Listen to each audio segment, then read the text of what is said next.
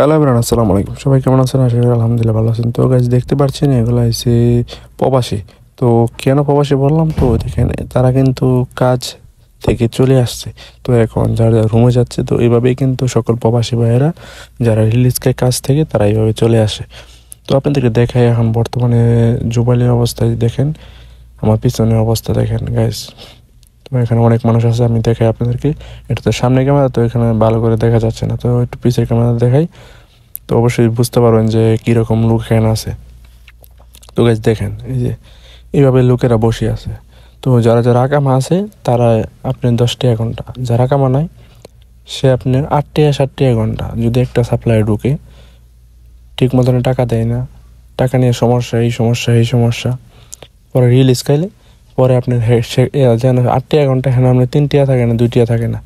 দেখেন, এই এত কষ্ট করে টাকা ইনকাম করে যদি আপনি ঠিক মতন টাকা না দেয়, তাহলে এই প্রবাসে এসে কোনো লাভ আছে বলেন? আমি আপনাদেরকে বারবার বলি, কেউ প্রবাসে কাজ না জেনে ঠিক মতো যে আকামা করতে পারবেন, আকামা 15 মাসে আকামা পাবেন, তাহলে যদি আপনি কাজ জানেন তাহলে প্রবাসে আসেন। এছাড়া কেউ প্রবাসে আসবেন না। কেন? আমি আপনাদেরকে বারবার বলি, আপনারা বারবার আমাকে কমেন্ট করেন যে ভাই আমি কাজ জানি না, প্রবাসে আসবো। আমি এটা নিয়ে আপনাদেরকে অবশ্যই আমি একটা লাইভ করব। তো সবারই উদ্দেশ্যে একটা কথা বলি, যারা যারা কাজ জানেন তারাই আসবেন, যারা কাজ জানেন না তারা আসেন না। প্লিজ দয়া করে আসবেন না। প্রবাস জীবনটা এটাই হচ্ছে বাস্তবতার জীবন। এখানে কেউ আপনাকে মুখে তুলে খাবার দিয়ে দিবে না, এখানে কেউ বলবে না বাবা ভাত খাও। এটা নিজের পরিস্থিতি, সব এখানে নিজেই সব কিছু করতে হবে।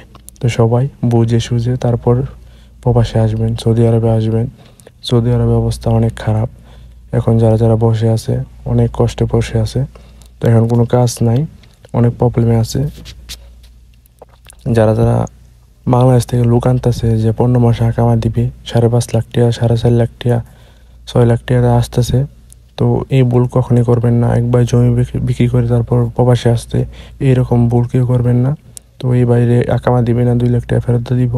2 লাখ টাকা ফেরত দিলে তারপর একটা ভিডিও করবো ইনশাল্লাহ। তো সব ভালো থাকবেন। আসসালামু আলাইকুম।